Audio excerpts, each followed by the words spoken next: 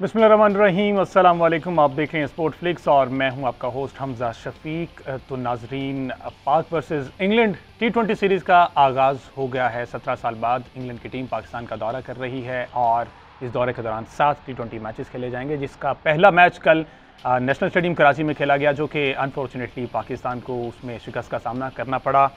160 run का हदफ दिया था पाकिस्तान की जानिब से, जिसे इंग्लैंड ने 4 विकेटों के नुकसान पर पूरा कर लिया। इस सब पर बात करेंगे। हमारे साथ मौजूद हैं फॉर्मर कैप्टन सलमान भट्ट साहब, वो इस पर तज्जिया पेश करेंगे। अस्सलाम वालेकुम। वालेकुम, welcome to the show sir. जज़ाकल्लाह। क्या देखते हैं सलमान साहब, अच्छा स्टार्ट मिल गया था, बाबर और रिजवान की पार्टनरशिप लग गई, हमने पावर प्ले को यूटिलाइज भी कर लिया, इसके बावजूद देखिए, आपकी जो क्रिकेट की एक्यूमन है ना, वो मिसिंग है। और क्रिकेटिंग एक्यूमन का जो सबूत होता है वो होता है कि how you respond to a situation. Script नहीं होता कि अगर मैंने आपका नाम नंबर 4 पे लिख दिया तो आप 4 पे ही जाएंगे। जब आपका 85 हो गया, फर्स्ट मैन यू सेंट इन जिसका कम बैक हो रहा है हैदर अली, अब आप उससे ये तो नहीं उम्मीद कर सकते कि वो आते ही छक्के मारने लग जाएगा और साल बाद अंदर आया 2 4 5 10 बॉल देखेगा, जब देखेगा 2 ओवर निकलेंगे प्रेशर वापस आ जाएगा। अच्छा, 14.4 ओवर्स में रिजवान आउट होता है दूसरा, अगला बंदा कौन आ रहा है? जिसका डेब्यू है T20। ठीक है। अब आपके प्यारे जिनको आप 2.5 साल से खिला रहे हैं और आप कहते हैं कि यार ये इम्पैक्ट प्लेयर्स हैं, कब आपने उनको इम्पैक्ट क्रिएट करने के लिए भेजना है? देखिए, ये T20 की गेम है, अगर आपको एक दफ़ा लॉन्च पैड मिल गया तो उसे यूटिलाइज़ करें। ओपनर्स ने अच्छा स्टार्ट दिया, आप खुशदिल को भेजें, आप इफ्तिखार को भेजें जो खेलते आ रहे हैं, थोड़ी निक में है।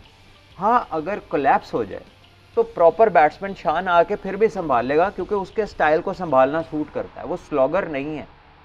वो आते साथ ही ऐसे लग रहा था कि जैसे शान को तैयार किया गया कि बस जाके मारो। उसने आते साथ ही डेस्परेशन दिखाई है। वो रिवर्स स्वीप 6वें 7वें बॉल पे एक प्रॉपर बैट्समैन रिवर्स स्वीप क्यों मारेगा? आज तक विराट कोहली ने नहीं मारी, आज तक बाबर ने नहीं मारी। वो खेलने का तरीका ही नहीं है। वो उनका बाय नेचर ही is not equipped to do that. और उसकी खासियत क्या है कि वो गैप्स में अच्छी जो है शॉट्स खेले, क्रिकेटिंग शॉट्स खेले, और इस मकसद के लिए उसको उधर लाया है। अगर स्लॉगिंग ही करवानी थी तो वो जो स्लॉगर बाहर निकाले हैं वो भी यही 6-7 करते थे, तो वो ही करते रहते। नहीं तो टीम मैनेजमेंट जो भी ये सारा कुछ देख रहे हैं, वो क्या नहीं जानते कि शान मसूद उस प्लेस के लिए है ही नहीं है? हैदर को क्या सोचकर उन्होंने वन डाउन भेजा होगा? देखिए, दिस इज़ अनफॉर्चुनेट कि आपके पास एक बंडल ऑफ मैनेजमेंट है, हर बंदे का असिस्टेंट है मैनेजमेंट में, पूरी मैनेजमेंट के साथ एक बंदा उसके बैकअप के लिए, लेकिन टीम का बैकअप आपके पास अभी तक नहीं है। ये बहुत बड़ा सवालिया निशान है कि प्लेयर के पीछे प्लेयर होना चाहिए। यहाँ कोच का असिस्टेंट कोच है, बॉलिंग कोच का असिस्टेंट बॉलिंग कोच है, मैनेजर का असिस्टेंट मैनेजर है, हेड कोच का असिस्टेंट कोच है, ठीक है जी, मेडिकल पैनल है तो 3 लोगों का है, लेकिन प्लेयर अकेला अकेला है। उसका बैकअप ऐसा नहीं है कि आप कॉन्फिडेंस से ये कह दें कि यार ये फॉर्म में नहीं है, आप दूसरे को ले आओ। तो this is an alarming situation. और इसमें फिर ऑन टॉप ऑफ दैट अगर आप टैक्टिकल मिस्टेक्स करेंगे तो ये तो फिर आइसिंग ऑन द केक है ना दूसरे के हक में, कि अगर आप बैक टू बैक 2 बंदे ऐसे भेज रहे हैं जिनका कम बैक हो रहा है टीम के अंदर, एक का कम बैक है, एक का डेब्यू है, और वो जितने प्रेशर के साथ वो हैदर अली जब अंदर आए हैं, जिस तरह वो खेल रहे थे, वो 8-10 बॉलों में 6-7 करने वाला प्लेयर नहीं है। बट वो नेचुरली अंडरस्टूड है कि एक बंदे का कम बैक है तो वो थोड़ा केयरफुल होता है कि यार मैं 15-20 कर जाऊँगा, 1-2 शॉट मेरे लग जाए फिर मैं खुलूँ, ठीक है। और हमारे जिस तरह अनसर्टेनिटी है कि पिछली दफ़ा भी वर्ल्ड कप की टीम अनाउंस की, पब्लिक में शोर मचा, उसमें भी गलतियाँ थी, फिर चेंज की, अभी भी 15 अक्टूबर तक की डेट है जब टीम एतमाद नहीं बहाल हो रहा है। एतमाद बहाल करना ही नहीं आ रहा ना। Firstly you pick somebody like that, और फिर साथ ही आप ये अनाउंस करते हैं कि ये फलां डेट तक चेंज हो सकता है। What does that mean? वो प्लेयर पे ऑटोमेटिकली प्रेशर तो होगा। आप आके चीफ सिलेक्टर साहब ने एक प्राइवेट टीवी शो में कहा कि यही टीम है, इसको बैक करें। बड़ी अच्छी बात है, हम रेडी हैं, आप भी कर रहे हैं बैक, हम भी कर रहे हैं, हम सब चाहते हैं पाकिस्तान जीते, लेकिन आप खुद कब बैक करेंगे उनको? जो दूसरों से अपील कर रहे हैं बैक करने की, तो आप कब बैक करेंगे? और आपको कब पता चलेगा कि मेरे आइडियल प्लेयर्स कौन है? एज ए क्रिकेटर कितने स्लॉगर एक टीम में आपने रखने हैं, कितने जिनको आप इम्पैक्ट प्लेयर कह लें, लो वैल्यू विकेट कह लें, बिग हिटर्स कह लें, उनको पिंच हिटर्स कह लें, 100 किस्म के उनकी डिफरेंट डिस्क्रिप्शंस हैं, कितने एक टीम में चाहिए? आप ज़रा दुनिया की टॉप बैटिंग्स देखें, कल ऑस्ट्रेलिया ने 209 रन चेस किए इंडिया को, कितने स्लॉगर खिलाए ऑस्ट्रेलिया ने? कैमरून ग्रीन उनका ऑलराउंडर है जिसको ओपन कराई, उसने 25 गेंदों में उसने 50 कर दी, 61 करके वो आउट हुआ 30 बॉलों में। उसके बाद मैथ्यू वेड उनका विकेट कीपर बैट्समैन है जिसने आखिर में किया स्कोर। टिम डेविड जो सिंगापुर से खेलते थे, कल वो ऑस्ट्रेलिया के लिए डेब्यू किया, प्रेशर में 19 रन नॉट आउट उन्होंने किए हैं। उसके बीच में स्टीव स्मिथ की अगर आप बैटिंग देखें तो 10 का रन रेट चाहिए था, वो सिर्फ कैमरून ग्रीन को खिला रहे थे क्योंकि वो प्रॉपर बैट्समैन है। उन्होंने पहला बड़ा हिट तब मारा जब ग्रीन आउट हो गए और नया बैट्समैन आया तो उन्होंने वहां से कैरी ऑन शुरू किया। तो एक मेथड नजर आ रहा था। जैसा कि आपने कहा कि स्क्रिप्टेड नहीं होता batting order. Babar Azam sir continuously lag कर रहे हैं ओपनिंग पेयर में। आज कल के मैच में वो फिर से 31 पे मेरा देखिए बाबर की फॉर्म खराब नहीं लग रही थी, बाबर ने कल बड़े खूबसूरत शॉट मारे। बैटिंग ऑर्डर चेंज करके देख लें। देखिए बात यह है कि अब ये जिद करना बनती नहीं है बैटिंग ऑर्डर चेंज की। आप एक ओपनर से क्या चाहते हैं? मैं कहता हूँ जी आप फखर एक अच्छा स्टार्ट मिल जाए। 5 ओवरों में 51 था, 8 ओवरों में 85 फॉर नो लॉस था, और क्या स्टार्ट होता? बात मिडिल ऑर्डर की है। लोग जो है ना वो एक डिफरेंट ग्रुप है क्योंकि उन्होंने मिलकर इतनी नॉइज़ क्रिएट की है ओपनिंग को लेकर, क्योंकि उनके अपने एजेंडाज हैं।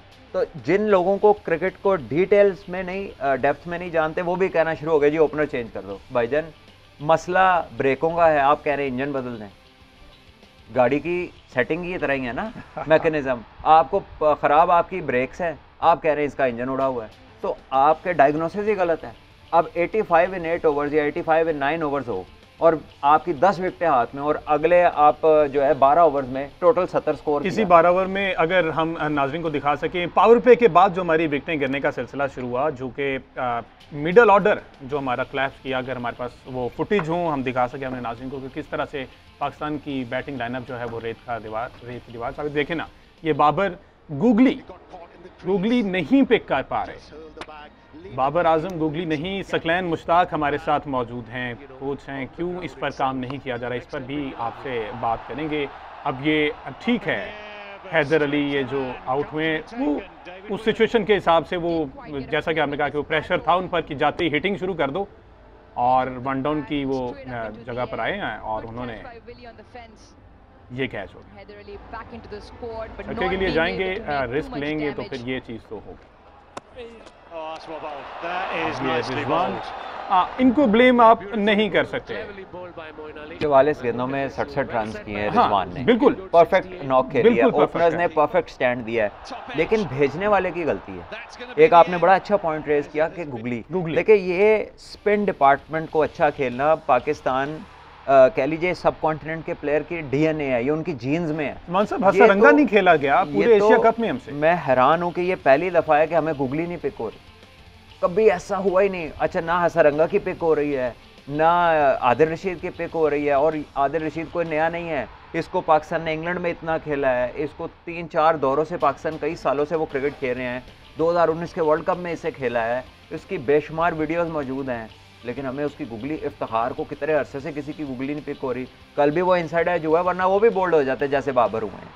तो चलिए, इंग्लैंड की बॉलिंग का क्रेडिट तो उन्हें जाता है, लेकिन जो हमारी बेसिक मिस्टेक्स हैं, देखिए 14.4 ओवर में तीसरी विकेट गिरी है, तो हमने नवाज को ऊपर भेजा खुशदिल। तो खुशदिल जो है फिर ट्राई किया जाए उन्हें, नहीं वो तो किया जाए, लेकिन वो तो लो वैल्यू विकेट करके आपने ऑलराउंडर को ऊपर भेजा ना। क्यों लेके खुशदिल को फिर वो कितने ओवर्स का बैट्समैन है जिसको आप क्रिकेट भी खिला रहे हैं लेकिन भेजना नहीं चाहते अंदर, तो ये क्या मैसेज है? क्या? ये मैसेज क्या दे रहे हैं आप? खुशदिल को इससे कितना कॉन्फिडेंस मिलता होगा कि जब उससे ऊपर एक ऑलराउंडर जाता है, क्योंकि वो एज ए बैट्समैन खेल रहा है ना। तो क्या मैसेज जाता है उसको और क्या मैसेज जाता है देखने वाले को, और आपको अपनी टीम पे कितना कॉन्फिडेंस है, because you don't know who to send, when to send. आप कहते तो हैं कि एक मैच पे मत जाएं, हम तो ये कह ही नहीं रहे कि रन नहीं किया, हो जाता है किसी मैच में भी हो सकता है कि आप आउट हो जाएं, लेकिन आपका बैटिंग ऑर्डर, आपकी प्लानिंग, आपका जो गेम अवेयरनेस है, तमाम वो शो नहीं होती। कप्तान के पास भी होते हैं बैटिंग ऑर्डर चेंज कर। बिल्कुल कप्तान कर सकता है। नासिर हुसैन कल कह रहे थे कि शान मसूद ने जितनी भी लीग्स मैचेस खेले, जितनी भी क्रिकेट खेली है, वो एज ओपनर खेली है, आप उसे चौथे नंबर पर भेज रहे हैं और इसे एक्सपेक्ट कर रहे हैं कि वो डिलीवर करे। हाँ, और चौथे पे जाके फिर कुछ दिन पहले की उसकी वीडियो है, उसकी प्रैक्टिसें जो दिखा रहे हैं, अगर करनी भी है तो वो आप उसकी रिवर्स स्वीप पे दिखा रहे हैं। Is he known for reverse sweeps? और मोहम्मद यूसुफ की निगरानी में ये रिवर्स स्वीप खेली जा रही, तो इट इज, और वो आउट भी इट इज अनफॉर्चुनेट। कि शान को वहाँ पर आपने अगर किसी को लाना तो आप उसको एक सिचुएशन प्रोवाइड करते हैं। एक सिंपल सा प्लान है, अगर आपकी टीम को अच्छा स्टार्ट मिल गया तो आप वो वाले बैट्समैन भेजें जो उसके ऊपर कैपिटलाइज कर सकें। हाँ, वो फेल हो जाएं तो जो प्रॉपर बैट्समैन है वो आके फिर भी 7-8 का रन रेट संभाल लेंगे। लेकिन जब आप प्रॉपर बैट्समैन जो कि कमबैक या डेब्यू कर रहे हैं उसको भेजेंगे, वो वक्त लेगा, तो फिर आपके पास एंड में फिर दोबारा प्रेशर आ जाएगा आपकी टीम पे और इंग्लैंड को ब्रीदर मिल जाएगा। तो I think we did not do much tactically right. हमने उतना सही इकदाम नहीं किए, स्ट्रैटेजी नहीं अपनाई जो हमें अपनानी चाहिए। अगर तनकीद की बात की जाए तो केएल राहुल पर जब तनकीद की गई तो उन्होंने कहा कि इस तनकीद को हम पॉजिटिव लेते हैं। एज कम्पेयर टू अगर बाबर पर तनकीद की गई तो बाबर ने कहा कि बाहर की बातें हम बाहर ही रखते हैं, ड्रेसिंग रूम में नहीं लेके आते। देखिए, ये इंडियंस भी कहते हैं। रोहित शर्मा के जब कहा गया कि बाहर से ये कहा जा रहा है, farmer cricketers greats, former Indian greats ये कह रहे हैं, तो उन्होंने कहा कि वो बाहर से जो देखते हैं उस पर बात करते हैं, उन्हें ड्रेसिंग रूम के हालात नहीं पता, उन्हें हमारी टीम की स्ट्रैटेजी नहीं पता। तो हमें मैटर नहीं करता कि वो क्या बात करते हैं, हम इनसाइड पे फोकस करते हैं। ये एग्जैक्ट उसके वर्ड्स थे और उसके बाद ही बाबर ने इस तरह के वर्ड्स इस्तेमाल किए हैं।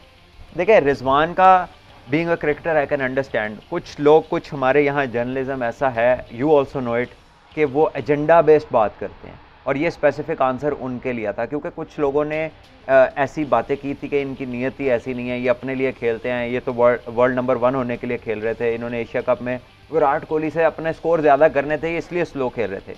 ये उसने कल उन बातों का रिस्पॉन्ड किया है कि उसने कहा हमारी नीयत पे शक मत करें, हम टीम के लिए खेल रहे थे। और उसने ये भी कहा कि जो नीयत से नहीं खेलेगा मुल्क के लिए अल्लाह ताला उसको जलील करेगा। ये भी उसने, ठीक है, तो उसने उनको रिस्पॉन्ड किया बिकॉज मुझे इसकी बैकग्राउंड पता है वो क्यों ये बात कर रहा था, इसलिए हम इसको क्लियर कर दें। लेकिन as a player I think कि बात यही है कि हम लोग किधर तनकीद कर रहे हैं जहाँ पे हमें 2 साल से परफॉर्मेंसेज मिल रही हैं, और किसको हम शेल्टर कर रहे हैं जहाँ से 2.5 साल से बिल्कुल कह रहे चिटा जवाब है कि बस दरवाज़ा बंद है, वो है आपका मिडिल ऑर्डर। अब उसको बनाने वाले, उसको क्रिएट करने वाले जो कि हमारे थिंक टैंक है या आपके सिलेक्टर्स हैं, दे नीड टू रिस्पॉन्ड कि आपने प्रिपेयर क्या किया 4 सालों में, क्योंकि 4 साल से this is the 4th year आपकी 6 टीमें का सिस्टम है, उसके वही 6 हेड कोच हैं, वो 6 के 6 बंदे ही सिलेक्टर्स हैं, उनके ऊपर एक चीफ सिलेक्टर है। So the team hasn't changed, think tank आपका नहीं बदला। फिर वजह क्या आ रही है? मिडिल ऑर्डर शुरू से ही कोलैप्स कर रहा है, इन्होंने चेंज करके भी देख लिया। हैदर अली का क्या रोल है? वजह इसकी ये है कि आपने अपने बच्चों को छोटे फॉर्मेट की तरफ लगा दिया सबको। उनकी जो स्किल्स हैं इस लेवल पे वो जितनी डेवलप होनी चाहिए, जितनी उनमें डिटेल, अटेंशन टू डिटेल होनी चाहिए, वो नहीं है। क्यों? क्योंकि आप उन्हें बना रहे हैं छक्का मारो और यही क्रिकेट है, बड़ी हिट मारो। आपके एनालिस्ट जो हजरात हैं, जो कि आपको स्टैटिस्टिशियंस की सूरत में आप तक डाटा पहुंचाते हैं, वो सिर्फ स्ट्राइक रेट की इंफॉर्मेशन के ऊपर जोर दिया जा रहा है। Strike rate is very important, no doubt, लेकिन average is more important. At a certain position, yes, जहाँ पे मैच खत्म करना है, 15-20 चाहिए, थोड़े ओवर्स में ज़्यादा रन करने हैं, स्ट्राइक रेट मैटर करता है, जिसको वो इंटेंट से रिलेट करते हैं कि यार इसने टीम के लिए हिट मारी है, अगर आउट भी हो गया तो ठीक है, वो भी बात ठीक है। लेकिन एक प्रॉपर बैट्समैन को जब आप डेवलप कर रहे होते हैं तो फिर आपको उसको, जब बिल्डिंग स्टेज है उसके अंदर आपको उसको लंबी क्रिकेट खिलानी है। अनफॉर्चुनेटली हम अपने प्लेयर को इजाज़त देते हैं T10 खेलनी है, छोड़ो डोमेस्टिक, जाकर T10 खेलो। आजम खान नेशनल T20 छोड़कर CPL खेलने चले गए, उन्होंने उसे प्रेफर किया। फर्स्ट क्लास क्रिकेट छोड़ के प्लेयर जाते हैं T10 खेलने, जिसका कोई सर पैर ही नहीं है, जिस क्रिकेट में 2 ओवर बॉलर ने कराने हैं 10 ओवर के मैच में, और बैट्समैन ने 10 बंदों ने 10 ओवरों में बारी लेनी है, जिसमें बैट ही एक कान से शुरू होना और दूसरे कान पे ख़त्म होना है, दूसरी कहानी कोई नहीं है। यानी कि वो बिल्कुल टेप बॉल समझ लें जो हार्ड बॉल से हो रही है। तो अगर आपने यही चीज़ें करनी है तो फिर आपके पास इंटरनेशनल लेवल का टैलेंट नहीं आएगा। ये अभी आपकी डिटेरियोरेशन प्रोसेस बड़ी तेज़ी से चल रहा है, और अगर आपके यही टैक्टिक्स रहे और अगर आपके यही एक्सपर्ट्स रहे जो अभी हैं, तो फिर आगे हालात यही होंगे जो आपको मिडिल ऑर्डर में नजर आ रहा है, यही ऊपर भी नजर आएगा। चलें, थैंक्स टू इफ्तिखार जिसने 159 बुरा टारगेट नहीं था, इसको आप डिफेंड कर सकते थे। बॉलिंग हमारी जिस पे आप रिलाई कर रहे हैं, फास्ट बॉलर्स हमारे रिलाई जिस पे हम कर रहे हैं, स्पिनर्स अच्छे हैं, विकेट अपनी है, होम ग्राउंड में खेल रहे हैं, इसके बावजूद आप स्कूल की टीम नहीं थी आगे। आप 158 डिफेंड कितने 10 में से 9 दफ़ा आप फेल होंगे इसको डिफेंड करने में, क्योंकि इसमें बैट्समैन को रिस्क लेना ही नहीं पड़ता। 8 रन तो इतने अच्छे पिच के ऊपर आराम से हो जाते हैं। और हमारे जो बॉलर हैं, ये पिछले महीने का डेब्यू है नसीम शाह का, ये धानी का 3 से 4 मैच हैं, 1 साल पुराना आपका हारिस रऊफ है, उस्मान कादिर को कभी कभी आप मैच खिलाते हैं, तो कौन से आप बॉलिंग अटैक है? आप पोटेंशियल पे बात कर रहे हैं, आप पोटेंशियल पे बात कर रहे हैं, आप actual performance on the field, तो अभी तो बच्चे they just started to exist in this international arena. अगर आप उनको पोटेंशियल के ऊपर आप कह देंगे ये तो सईद अनवर की तरह खेलता है, एक बच्चे का उठा के कह देंगे ये तो वसीम अकरम लगता है, they don't become Saeed Anwar and Wasim Akram.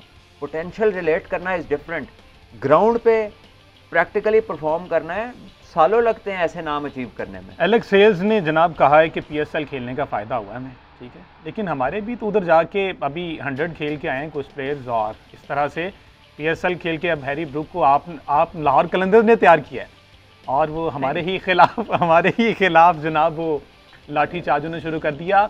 Catch जो ड्रॉप हुआ एलेक्स हेल्स का, हाँ 28 रन पे मेरा ख्याल वो उस टाइम खेल रहे थे जब वो शान मसूद ने एक बिल्कुल उस्मान कादिर की गेंद पे कैच था। हाँ। तो वो एक टर्निंग पॉइंट उसे कंसीडर किया जा सकता है। देखिए पॉसिबल है, विकेट गिरती, नया बैट्समैन आता, एक आध और विकेट गिरती, कुछ भी हो सकता है, आप उसको डिफेंड नहीं कर सकते इस सिचुएशन में। नेशनल स्टेडियम में सेकंड इनिंग में कोई ड्यू फैक्टर का होता? कुछ भी नहीं था, होता है बॉल गीला है तो फील्डर से, लेकिन वेदर जो ईयर के फेजेस हैं उसमें होता है, किसी टाइम पे ड्यू होती है, किसी टाइम पे नहीं होती। अगर बादल भी हों तब भी ड्यू नहीं होती, हवा तेज चल रही हो तब भी ड्यू नहीं होती। कैचेस अगर दिखा दिए जाएं, एक तरफ अगर कैच ड्रॉप भी हुआ है तो हैदर अली ने बड़ा अच्छा कैच लिया है बाउंड्री पर। अगर हमारे पास फुटेजेस हों तो शान मसूद का कैच अगर हम पहले दिखा सकें, जो उन्होंने हैदर अली का कैच जो उन्होंने बड़ा आउटस्टैंडिंग, ये देखें उन्होंने बाउंड्री पे जो कैच लिया है, और ये फिल साल्ट को उन्होंने आउट किया। धानी अपने रिवायती अंदाज में बाउंड्री तक गए और उन्होंने देखिए एक अच्छा कैच था और अपने आप को बैलेंस प्रैक्टिस किया। भी इसी कैच की अगर आपने वो वीडियो देखी हो, बाबर आजम भी पीछे खड़े हुए थे और सेम इसी कैच की उन्होंने प्रैक्टिस की, और वो उसी तरह तो शान मसूद ने जो कैच छोड़ा, हैदर अली ने तो ये ट्रेमेंडस कैच था नो डाउट। शान मसूद से कैच ड्रॉप हुआ जहां पर एलेक्स हेल्स को कॉन्फिडेंस मिला, और उसके बाद उन्होंने ये जितनी तवज्जो प्रोडक्शन हाउस पे हो गई है ना हमारी, अगर इतनी हमारी एक्चुअल गेम अवेयरनेस पे हो तो बात कहाँ की कहाँ निकल जाए। हम ज़्यादा एक्शन, ज़्यादा डिटेलिंग यूट्यूब के कंटेंट में देखते हैं, और जब लाइव मैच चलता है तो गेम अवेयरनेस में खासी कमी नज़र आती है। तो अब ये पीसीबी को डिसाइड करना है कि उन्होंने कितना किस काम में आगे जाना है, क्या एक्चुअली प्रोडक्शन हाउस की तरफ चल पड़ना है या एक क्रिकेटिंग एंटिटी रहना है, ठीक है। Because her cheese is not for getting it on air. अब आप ये रिवर्स स्वीपर दिखा रहे हैं, वो उस पर आउट हो गए, अब इस पर लोग तनकीद करेंगे, ठीक है। तो अगर तो आप सिर्फ वो कहते हैं कि बदनाम होंगे तो क्या नाम ना होगा, अगर आपने ऐसे ही करना तो फिर लगे रहे। बात यह है कि दुनिया में इस टाइम टॉप की कितनी टीमें हैं, कितनों का ऐसा कंटेंट आता है यूट्यूब पे डेली बेसिस पे। बिल्कुल जो इसको आपने कॉपी कर रहे हैं ना, जो ऑस्ट्रेलिया का अमेज़ॉन प्राइम के ऊपर द टेस्ट डॉक्यूमेंट्री है, उसके पीछे एक कॉन्टेक्स्ट है, और वो कॉन्टेक्स्ट ये है कि जब उनके प्लेयर्स के ऊपर बॉल टेम्परिंग का इशू आया था तो वो जो रोड टू रिकवरी था till the Ashes they one, उन्होंने कैमरे लगाए थे ड्रेसिंग रूम में, उसमें कोई फेकअप नहीं है, वो पूरा साल कैमरे लगे रहे थे और उसका हर प्रोसेस उन्होंने किया। फिर उसमें से उन्होंने डॉक्यूमेंट्री निकाली जिससे वो बगैर सीनियर प्लेयर्स की मौजूदगी में जो वो रिकवरी करके आए और फिर आके उन्होंने एशेज जीती। वो उन्होंने 1 साल, उसमें कोई मेकअप नहीं है। यहाँ पे नई शर्ट मिल रही है तो कंटेंट बन रहा है, आपका नाम आ गया तो घर फ़ोन मिला के कंटेंट बन रहा है, आप बाहर हो गए तो परेशान नहीं होना, फॉर गॉड सेक। ये तो आपने टेलीफिल्में बनानी शुरू की हुई हैं। सही है। अच्छा, टॉस जो है, अब T20 क्रिकेट में जो टॉस जीतता है वो बॉलिंग की तरफ पहले फील्डिंग चूज करता है, क्या समझते हैं आप? अब चेज करना इतना आसान हो गया? देखिए माइंडसेट की बात है। England is a batting heavy side, तो जो बैटिंग हैवी टीम्स होती हैं दे प्रेफर टू चेज, क्योंकि वो अपनी बैटिंग पर रिलाय कर रहे होते हैं ना, बॉलिंग पे नहीं, डिफेंड करने पर रिलाय नहीं करते। इवन इंडिया जो है वो भी आइडियली अगर वो अपना देखे तो वो भी बैटिंग हैवी साइड है, वो बैटिंग पर रिलाय करती। रात को देखा उनके फास्ट बॉलर से नहीं हो सका, they lack pace, surely they lack pace. तो इसी तरह, लेकिन जो स्ट्रॉन्ग टीम्स हैं, अगर ऑस नहीं है ग्राउंड में तो they would bat first, because वो अगर पाकिस्तान 180-85 करता कभी भी नहीं करने देना था पाकिस्तान। बिल्कुल, उधर से भुवनेश्वर को भी तो देखे ना 54 हाँ 4 ओवरों में। हाँ जी, क्योंकि पेस ही नहीं है ना। अब 125 पे अगर आप 19 ओवर करवा अगर रहे हैं, अपने ही होम ग्राउंड में हमारे पेसर्स मार खा रहे हैं तो बाहर की सिचुएशंस उनके अकॉर्डिंग होंगी। नहीं अपना होम ग्राउंड जो है वहाँ पे पिचेस उतने तेज़ नहीं है जितना जितना दुबई का पिच तेज़ था। वहाँ पे हमारी बॉलिंग डिफरेंट नज़र आ रही थी। कल का पिच फ्लैट था, कल हमें कम से कम 180 रन प्लस करने चाहिए थे। ठीक है, तो हारिस रऊफ की परफॉर्मेंस को कल किस तरह से देखा? आई थिंक वो बड़ा उसने इम्प्रूव किया है। वो पहले सिर्फ पुराने गेंद से बॉल कर रहे थे, अब वो पावर प्ले का भी ओवर अच्छा कर रहे हैं, मिडिल में आते हैं, वहाँ पे भी इफेक्टिव नज़र आ रहे हैं और एंड में भी कंट्रोल बढ़ा हुआ है। सो सिंस शाहीन नहीं है, he has really taken up this role of the leader of the attack. तो ये बड़ा खुशाइन चीज़ है। नसीम शाह है very young at this stage, but बड़ी जल्दी वो उन्होंने अपना एक क्रिएट कर लिया एक स्पेस। तो ये बच्चे ठीक हो जाएंगे इंशाल्लाह। हमारा मेजर इशू जो है ना वो गेम अवेयरनेस है और टैक्टिकल बैटिंग है। ये दो चीज़ें एड्रेस नहीं हो रही, अब से नहीं, पिछले 3-4 साल से एड्रेस नहीं हो रही। जल्दबाजी का शिकार है मिडल ऑर्डर हमारा, जल्दबाजी का तो पूरी कौम शिकार है। वो चाहिए रहेगा अभी एक ही मैच हुआ है, अभी 6 मैचेस पड़े में, इंशाल्लाह कमबैक करेंगे इंशाल्लाह। उम्मीद तो यही है, लेकिन हार जीत एक प्रोडक्ट है, लेकिन आपका प्रोसेस ठीक होना चाहिए। यहाँ पे प्रोसेस में गलती है, प्रोसेस में गलती है। ठीक हो गया जी। पाकिस्तान इंग्लैंड का अब जो सेकंड T20 है वो कल खेला जाएगा। हम उम्मीद करते हैं कि कल का मैच इंशाल्लाह पाकिस्तान जीतेगा। बहुत शुक्रिया, सलमान पाक साहब हमारे साथ मौजूद थे। आपसे मुलाकात इंशाल्लाह कल।